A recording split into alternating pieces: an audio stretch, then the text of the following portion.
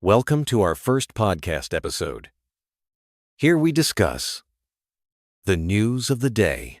Today we're diving into Zimbabwe's current turmoil, where the government's push to keep President Mnangagwa in power until 2030 has sparked unrest both politically and literally.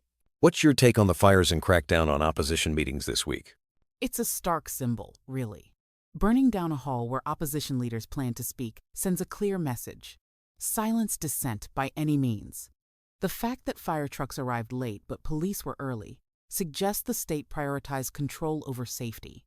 It's like they're saying, you can't talk, so we'll just burn the platform. That's a powerful image. And in Bulawayo, the riot police basically shut down a press conference before it began. The streets barricaded, like a rehearsal for a coup.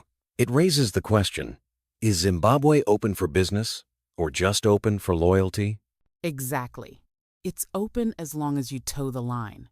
The opposition and civic leaders trying to hold these events face intimidation, and it shows how fragile political freedom is right now. Meanwhile, the ruling party's internal tensions add another layer. Have you followed the reports about the split between Mnangagwa and Vice President Chiwenga? Yes, the so-called silent civil war within ZANU-PF is fascinating and worrying. Chiwenga's faction reportedly feels betrayed by the ED 2030 plan, which breaks an informal rotation deal from 2017. It's like watching a family feud where everyone smiles in public but sharpens knives behind closed doors. The cold steel smiles phrase really captures that atmosphere. It's a reminder that political unity can be just a facade. But I wonder, what impact does this infighting have on ordinary Zimbabweans watching from the sidelines? Frustration mostly. People see their leaders bickering while their own lives get harder. Social media is buzzing with anger. And lawyers, pastors, even some ruling party veterans warn that this term extension gamble is reckless. It's almost like watching a game of Russian roulette with the country's future. That analogy fits. And legal experts like Bulawayo's mayor David Coltart emphasize the Constitution isn't negotiable without a referendum. Yet no leader wants that vote, because it'd be a harsh exam for Mnangagwa's performance. Probably a failing grade. Right, and then there's the Zimbabwe Council of Churches warning that messing with term limits will destroy international trust. Investors might tolerate inflation or corruption, but political instability? That's a deal breaker. Do you think Zimbabwe risks losing more foreign investment? Absolutely. The recent incidents burning halls, banned press conferences, factional fights paint a picture of instability that scares off investors. Mnangagwa's earlier efforts to brand Zimbabwe as stable now look like a bad joke. It's as if the country is sending a closed for democracy sign abroad. Meanwhile, inside ZANU-PF, power plays continue. Mnangagwa is purging suspected Chiwenga loyalists and rewarding cronies with shiny new cars ahead of the Mutare conference. It's like buying loyalty with Land Cruisers, an expensive love language of politics. That's a vivid way to put it. But while politicians exchange keys to luxury vehicles, the health sector is in crisis. The country is short nearly 58,000 health workers, with nurses burned out and rural hospitals barely functioning. It's heartbreaking. Yeah, the irony is brutal. The same government dreaming of Vision 2030 can't even staff clinics properly. Ambulances might not even arrive before 2030 gets here. It's a stark contrast to the political extravagance going on. And then there's the corruption scandal at Mega Pak, Zimbabwe, where a manager allegedly defrauded the company of over $500,000. The public isn't shocked anymore. Corruption seems normal now. What do you think this says about governance? It's a sign of systemic rot. When corruption becomes the national language, public trust erodes further.